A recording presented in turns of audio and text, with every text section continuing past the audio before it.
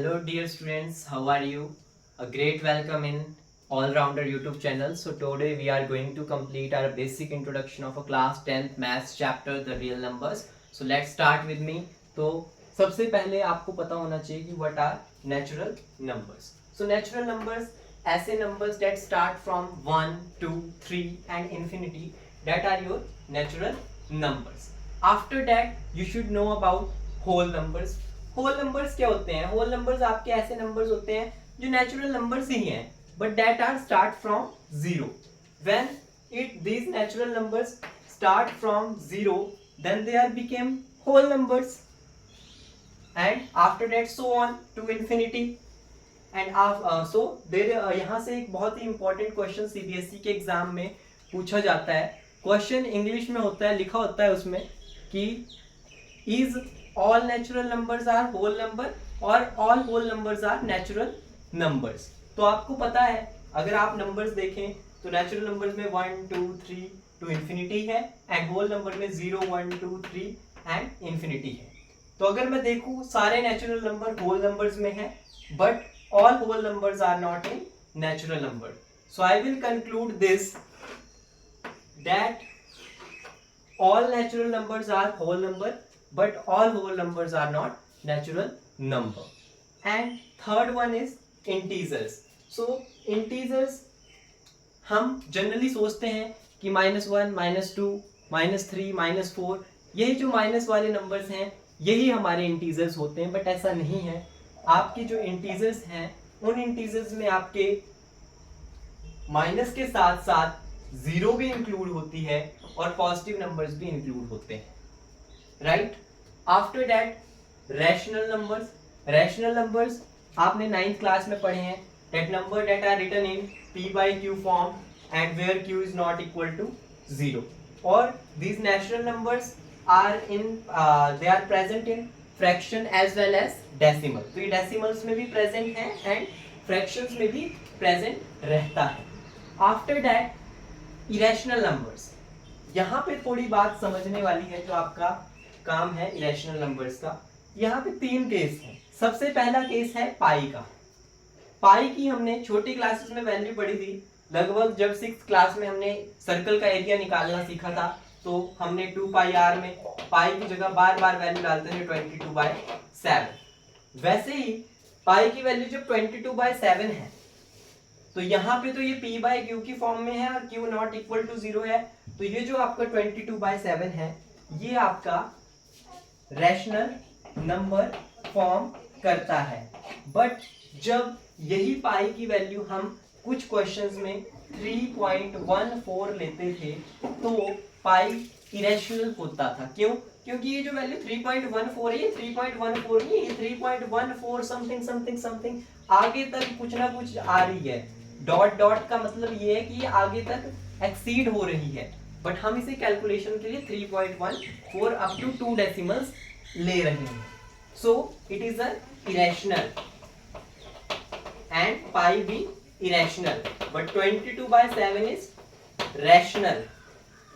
After that दूसरा case है ये अंडर रूट वाला.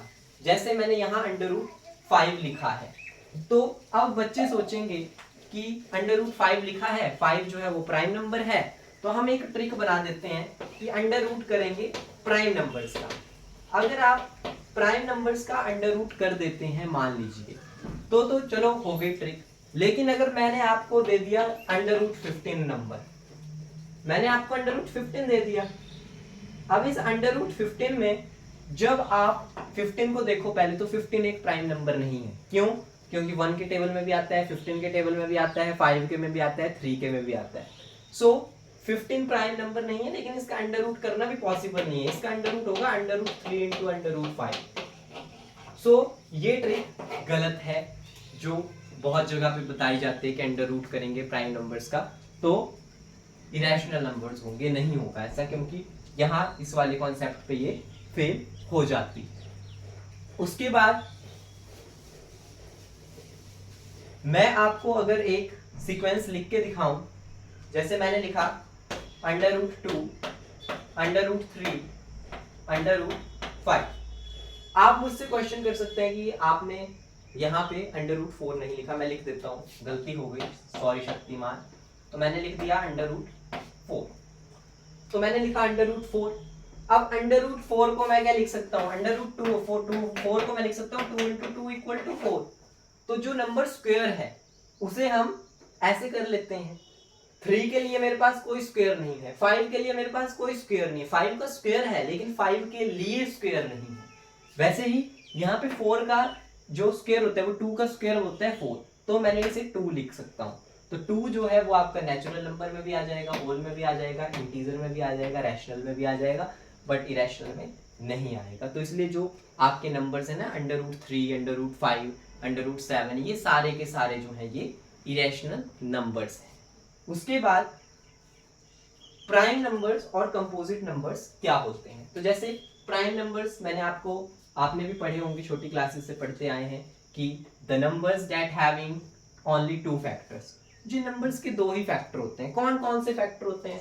फैक्टर या तो 1 होता है या वो खुद होते हैं इटसेल्फ। जैसे नंबर है 2, तो 2 या तो 2 के ही टेबल में आता है या 1 के टेबल में आता है।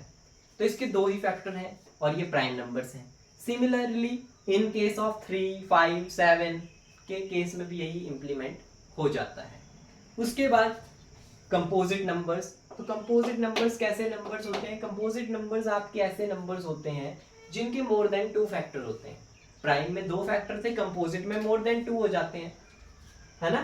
सो मोर देन 2 फैक्टर्स। सो अब मोर देन 2 फैक्टर्स मैंने लिखा, अब इसका एग्जाम्पल भी देना पड़ेगा वरना आप बोलोगे आप तो गलत बोल रहे हो। सो मैंने एग्जाम्पल दिया आपको 15 का, जो मैंने यहाँ लिया था √15 ना, मैंने अब 15 लिया। तो 15 जो है वो 1 के टेबल में भी आ जाएगा, 5 के टेबल में भी आ जाएगा, इसके बीच में 3 का टेबल मैं भूल गया, तो 3 के टेबल में भी आ जाएगा और 15 के टेबल में भी आ जाएगा। तो इसके मोर देन 2 फैक्टर्स हो गए।